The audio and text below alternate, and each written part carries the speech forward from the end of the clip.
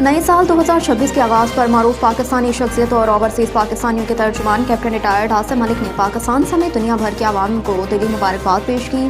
ان کا کہنا تھا کہ وہ بطور اوورسیز پاکستانی پر امید ہیں کہ نیا سال امن، خوشحال اور ترقی کی نوید لے کر آئے گا۔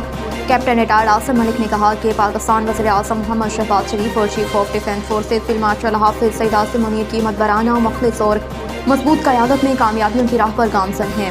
2026 میں بھی یہ سفر پوری قوت سے جاری رہے گا۔ انہوں نے کہا کہ موجودہ قیادت کے قومی مفاد پر مبنی فیصلوں کے باعث پاکستان دفاعی اور معاشی میدان میں تیزی سے مستحکم ہو رہا ہے۔